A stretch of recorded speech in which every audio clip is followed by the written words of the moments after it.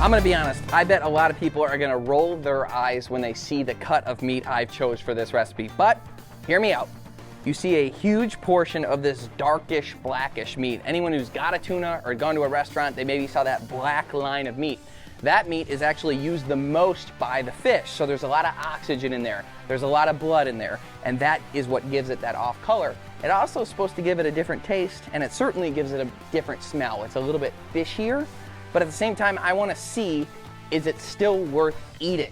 I do know that the darker portion of the meat here has got a lot of selenium in it, which is very good for your body as far as oxidative stress.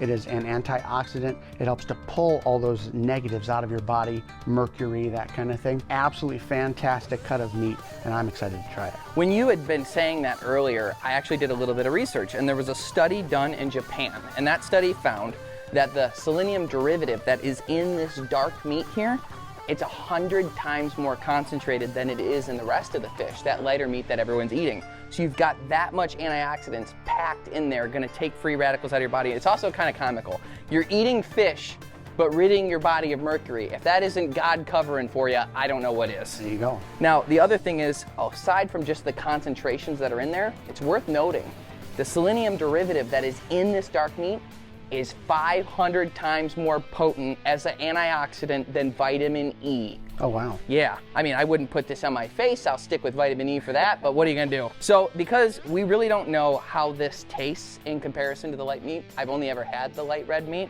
I wanted to see how it would be, and the best way to figure that out is obviously eating it raw. If you're gonna eat fish raw, you're gonna get a great cut of the flavor. So, what I'm gonna do is kind of cut off this section here, the dark meat, have the light meat in one section, dark meat in the other, and we're gonna make poke for dinner. Oh.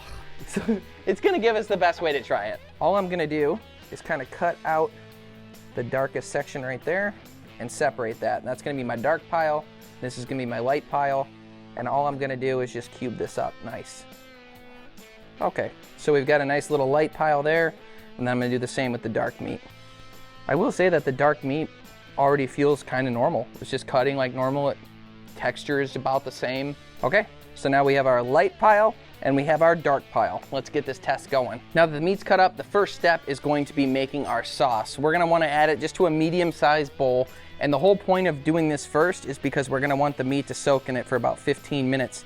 That'll help let the flavors cut in. So that's our 1 tablespoon of soy sauce. Next ingredient is rice vinegar, and we're gonna add 1 teaspoon into this. Next ingredient is gonna give it a ton of flavor, and that's a 1/2 tablespoon of ginger. And then for a little sweetness, this is optional, but I always like to go with a little bit of honey as well.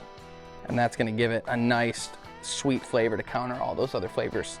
Come together really nicely. Last up is a little Sriracha. And we're just gonna mix all this together.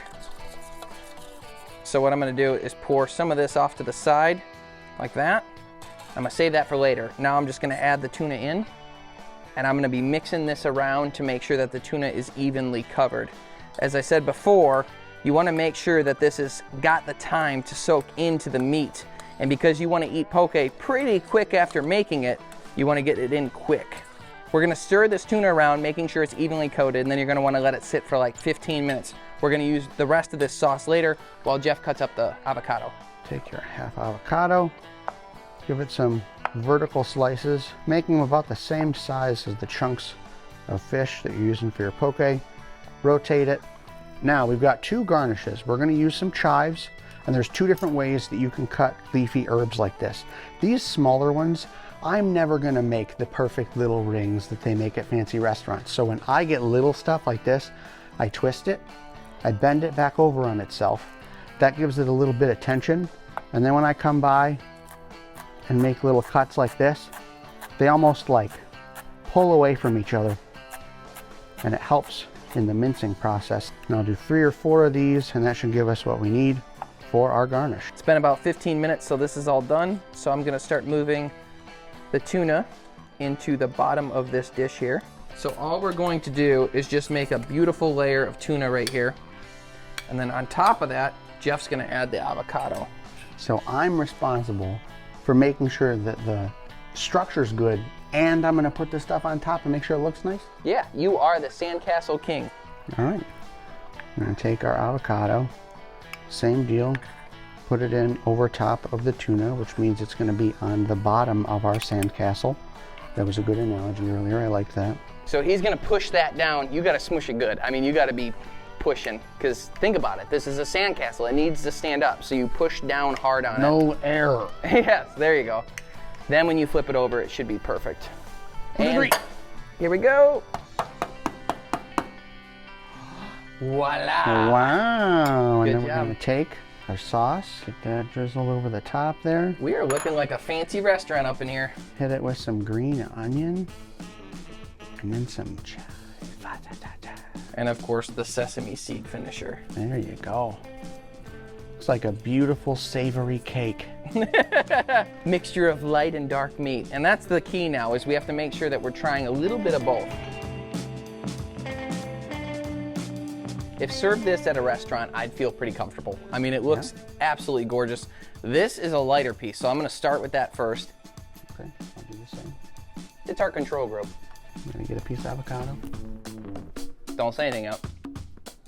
Okay, now we're gonna move on to this very dark piece. I'm gonna cut it in half, and we're each going to take a half of it. I will say this, it's a little tougher now.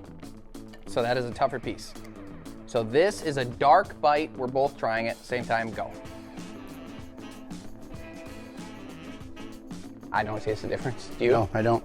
There's a slight texture difference, but otherwise, there's a good amount of spice in there. Yeah. I think that might cover a good amount of it. It's delicious. Yeah, both bites are absolutely great, but if you were to tell me that second bite was substantially healthier than the first, then I would lean that way anyway. I feel healthier already.